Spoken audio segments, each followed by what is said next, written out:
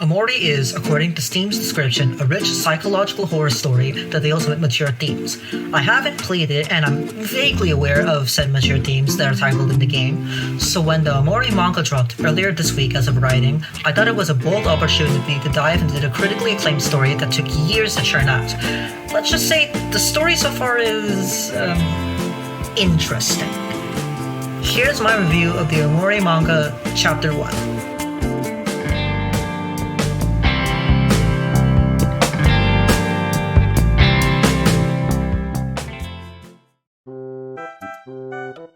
A quick disclaimer, these are just my personal and subjective opinions and perspectives of the story presented within the manga. I will not be comparing the story elements to how they are presented in the game.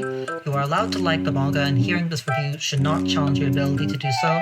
Moreover, I am going to go through all the events that occur in this chapter, so consider this a spoiler warning. Additionally, the video deals with some heavy topics such as suicide and eating disorders for some reason. Consider this a trigger warning. Without further ado, let's get into the video.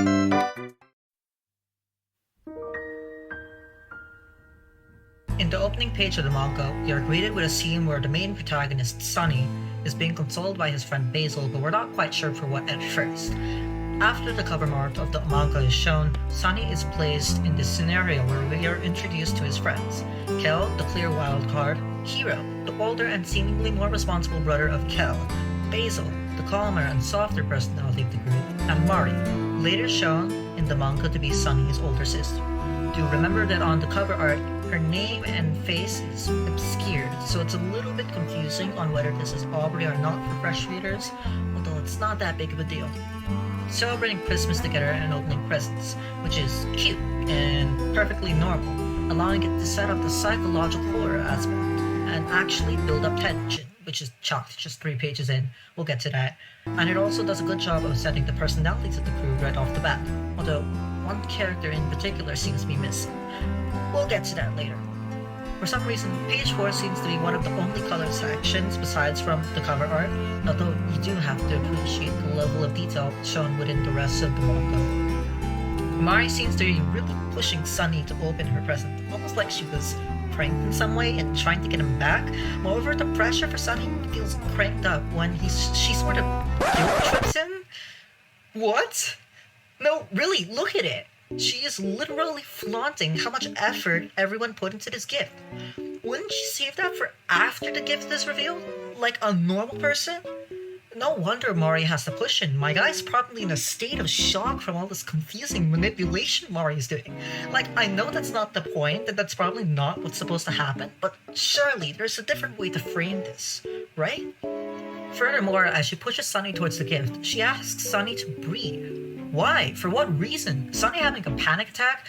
This once again comes out of nowhere with no building up at all, and I think that's sort of what's going on with this chapter everywhere. Shit hitting the fan for no given reason. Like, I didn't even know that Sunny was nervous when the panel provided. It's almost like the scene was a last-minute addition.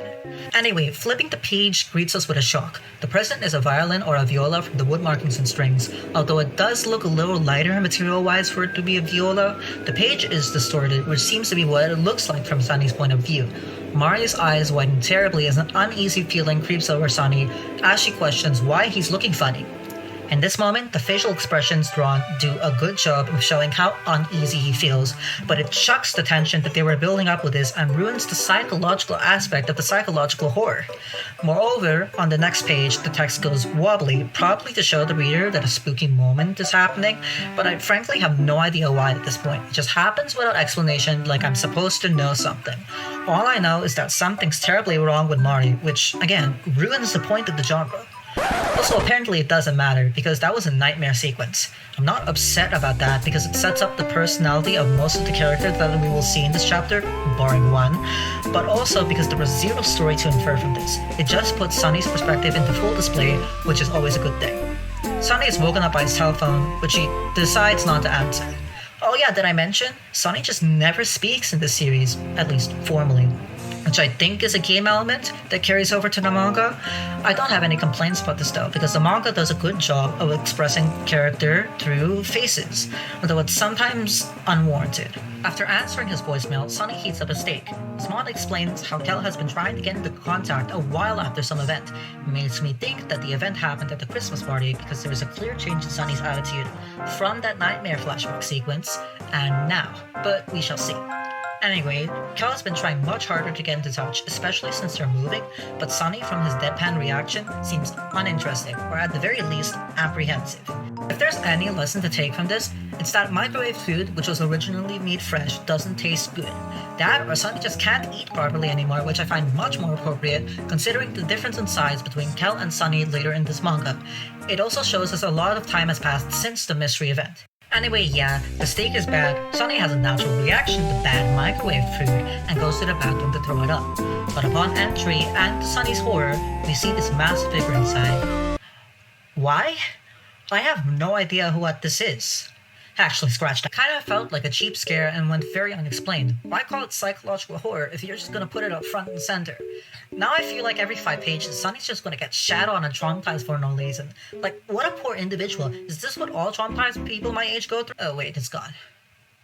Never mind, I guess he doesn't want to puke anymore. After heading towards the kitchen and including the knife used to eat the steak, Sunny hears a knock on the door, which is familiar to the door we saw on page 1. He has great difficulty walking down the stairs for some reason, almost like he's afraid of them or has some deep fear of them. Also, something ominous is coming from the door behind him. At least I hope that's the door behind him. I personally thought that the front door would have the black goop coming from it, since that's the main focus, but I digress. Anyway, Kels calls out to Sunny for one final hangout session, and Sunny seems kinda scared to do so, but eventually he bites and steps outside for the first time in a long time, which is evident from his reaction to the sunlight entering the house after seemingly years. Personally share the sentiment of shock that Kel has here, because I have no idea why Sunny is even going outside. Like, what has been holding him back for the past few years? That's the difficulty of having silent protagonists, because it's really hard to distinguish why they act the way they do. Also, Cal was right for not having a game plan here and not expecting Sunny to come outside after years. I mean, look at that height difference. Cal's main objective here is to have one last proper hangout with the gang before he leaves, but Basil and Aubrey seem to be in the same boat as Sunny, or at least not as friendly as before. Cal and Sunny catch up, and it's here we get a glimpse of the setting of the manga. Far away town. Since this is the only setting seen thus far, I assume it's the primary setting and where most of the big events of the story take place. Kel has brought Sunny here as sort of a trip down memory lane for them to connect better, which is a genius idea. He really knows how to interact with people. Sunny seems to warm up too, as he shows Kel a cookbook that meant a lot to him and his brother when they were younger, which is Kiro. Kiro's the brother who left for college. We just see an image of him in pajamas, and I think that's how Sunny remembers him, but that doesn't matter to me that much since he doesn't make an official appearance in this chapter. After Sunny pays for the cookbook, they go off on their merry way. On their path back home, Kel and Sunny run into Basil and Aubrey, who looks nothing like she did on the panel. We hear the distress Basil is in as he gets bullied by his former friend, and they approach him, only for Basil to be shocked like everyone else. Heck, even the shopkeeper was mildly surprised. How big was this event, and how much impact did it have on faraway town? Anyway, Basil gets smacked with a bat. I'm not sure if he was kicked to the ground or hit in the head, actually. Considering the direction he fell in, I would like to assume he was kicked down, but the manga makes it really unclear. Like, one should not put in this much effort to decide where someone was smacked in the head with a baseball bat, or just lost their balance after a kick to the back. Kel is understandably upset because Aubrey and Basil's fighting prevent him from achieving his primary goal, to have one last big hangout session. But Aubrey couldn't give two flying damns, like she is pissed at everyone for no reason. That last phrase sounded familiar. I wonder why. Aubrey, realizing Sunny has finally come out of his hiding hole, berates him for being a coward and locked himself when Mari dies, which, yeah, Mari died. I don't care particularly. We'll get to why later. Which is fair, because she must have expected him to at least be there for her, but I wouldn't expect such an extreme reaction. Clearly, there's more to this that hasn't been revealed yet, so I'll just wait for future chapters. Anyway, moving forward. Sunny at the mention of Mari has a very extreme reaction. Like, it's almost as if he didn't know what happened to her, but he actually did because of the nightmare sequence. That's mildly confusing. Also, we finally get more context to who Mari is for a first-time blind reader. She is Sunny's big sister, who's dead. Cool. I feel like Kel is the best character in the manga because he consistently is absolutely correct. It must have been harder for Sunny because it's his sister, goddammit. I mean, look at the reaction he had, dude. Like, no shit. Sometimes people miss the obvious. Moreover, this course of action benefits his goals. Consistency. Also, the way that Aubrey describes her death is as if Mari committed suicide.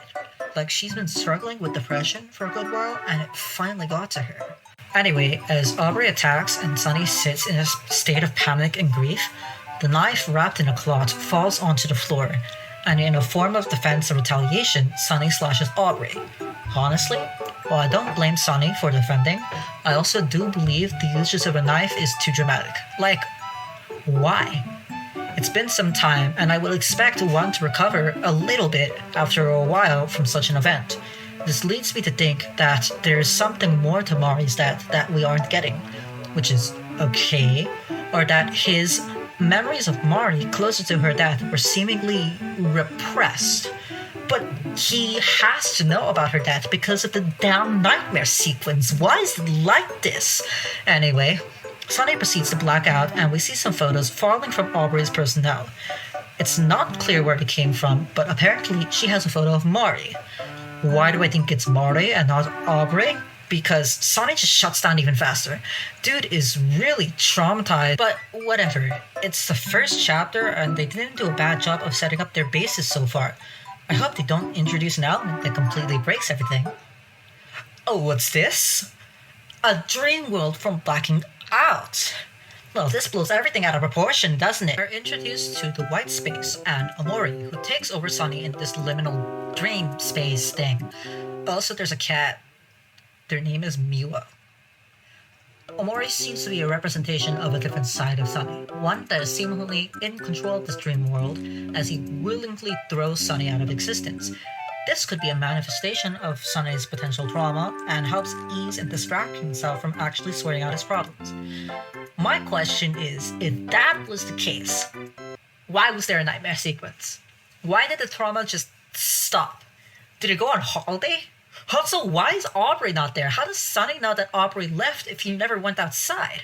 But anyway, we are reintroduced to the cast before Mari's death, and we can notice the difference right away. For starters, Aubrey's hair isn't bleached. I don't know what color it's supposed to be. And Cal is shorter. Also, Basil talks to us. And also, Mari is clearly defined. Yes, clarity, man. They all have cute description next to them, like it's a video game manual. How touching. Also, look, Basil's dragging Mari to a picnic with Mari. Oh, it's all so wondrous and cute. But anyway, the manga ends with the line, "My thoughts will follow into your dreams," which is actually a pretty good cliffhanger because it leaves us with another question for us to answer, so we're not done with the plot entirely. Alright, let's start complaining! We're going to first talk about the characters seen so far in the first chapter of the manga and what I think about them. Let's start with Sunny. Sunny is extremely traumatized in the real world, and I feel right now it's kind of unwarranted, but I'm waiting for future chapters to give me a reason to sympathize with his constant panic attacks and breaking down.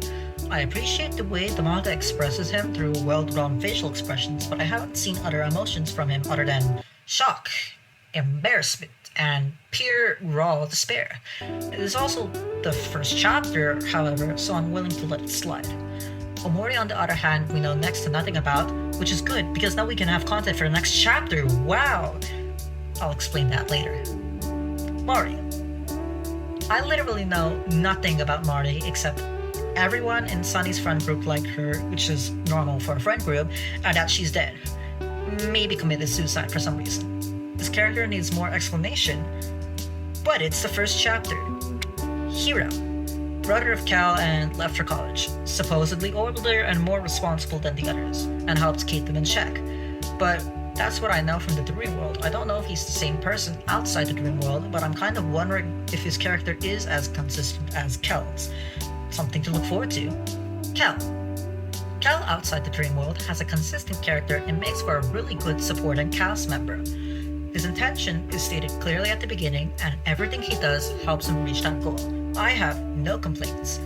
Inside the dream world, we can actually see what Kel was like before shit went down, and it makes you realize that he actually has his own set of individual problems.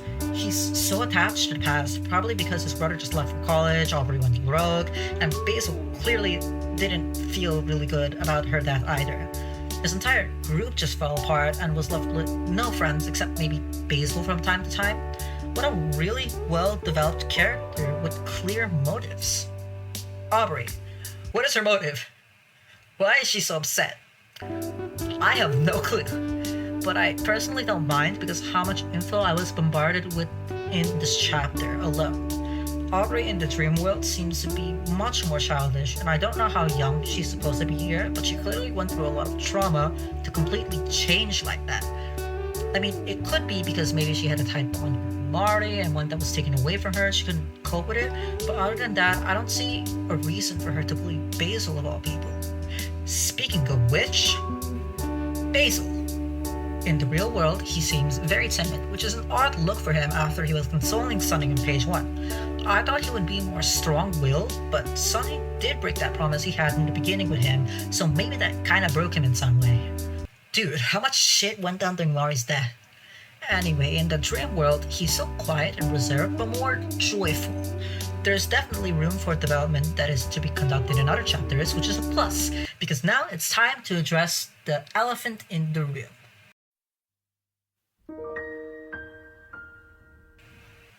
Pacing. Okay, look, for a first chapter, I think they reveal way too much about the story. Literally all the questions presented in the first chapter are just answered with enough evidence provided by the manga itself. Yeah, I'm serious. I will leave it to the audience to infer, but if the pacing doesn't become better, I will bring this up again. How do you fix this? Go backwards. Start earlier in the story while preserving the mystery. The dream world sequence wouldn't have been a bad idea for an opening. I mean, it literally starts with all the characters undeveloped before the death of Mori, while showing the mental state of Sunny after the sequence ends. It's perfect. Like, she's just dead. I didn't get to know her, and it's not a shock to me that she is, so therefore I couldn't care. It went too fast. Like, it really comes out of nowhere, and the reveal doesn't pose as a surprise, and it makes me so confused. Like, why? Moreover, it's really difficult to feel sympathy for Aubrey because she sets a really nasty tone for herself, which is another reason why the manga should have shown the dream world first, so I could believe that Aubrey could be a good person better, because now I think she's just unchangeable, and that sets her up to be the antagonist, which would be really interesting if true, but considering it deals with mental health issues, I wouldn't be surprised if the actual antagonist is Omori. Speaking of story themes, dealing with the themes. I wish they had started with the dream world so that the psychological horror could be more horrific. That would properly shock the reader because you load them into this false sense of security. I think that sounds much better than a spoopy page implying deep trauma I don't feel every 5 to 6 pages due to the lack of tension building and setting up Mari's death properly. While it hasn't tackled grief just yet in the story, it admittedly tackles the mental issues that Sunny goes through, such as becoming a hikikomori, pretty vividly, fully realized through the power of art. My biggest pet peeve is with how the manga tackles psychological horror. Admittedly, it's much more difficult for someone to be scared by reading a book unless the world really sets up a very ugly tone that keeps you awake at night. But it's even worse for a manga. However, what would have helped the manga is if you made the reader feel slightly uneasy at times while the story progresses, and then just punch them in the gut at the very last second like POW! That ought to scare them. Conclusion. The Omori manga is in its first chapter, and while the story presented isn't perfect, it's fixable. It's not out of the loop just yet, and I had fun doing this review, and I'm looking forward to the future of the manga. The overall chapter really did cover its bases well, but withholding some information or even delaying the rate that the information fed to the reader could pose a large benefit to the future of the story, especially when all the major mysteries are revealed and the minor details can be inferred by simple analysis. The art on the manga though is glorious. It's beautiful and expressive, no complaints there. Except that sometimes the detail of the art makes it less clear what Sunny is doing, like him stuffing the knife in his pocket with the cloth, the slamming of the door, and the knife drop during the Aubrey confrontation. But other than that, there's nothing major. Well done. I would appreciate, however, if the psychological horror is more horror and psychological. But it can still pick that up, although that is admittedly more difficult after the big reveal. Like, what's gonna scare me after that? Sunny's deep-seated fears? Actually, that wouldn't be so bad. For fans of the game, I'm truly sorry. Why? I don't have the faintest idea of what the story presented in-game looks like, so if I accidentally make some observations that disrespect the story of the game, it was not my intention to do so. Regardless of my sometimes negative and positive review, I hope you found this cool and interesting. I may do another one when Chapter 2 comes out, or wait for the manga to post Chapter 10 before doing a bigger review, so stay tuned for that. Special thanks to Camera, who supplied me with a copy of the manga since it's not available in my country, and for proofreading the script. They also coincidentally made a review of the manga, but beware of game spoilers since he directly relates the manga to the game. I mean, after all, the manga is an adaptation. Check out the review in the description below. Thanks for watching, and I hope to see you soon. Have a good day.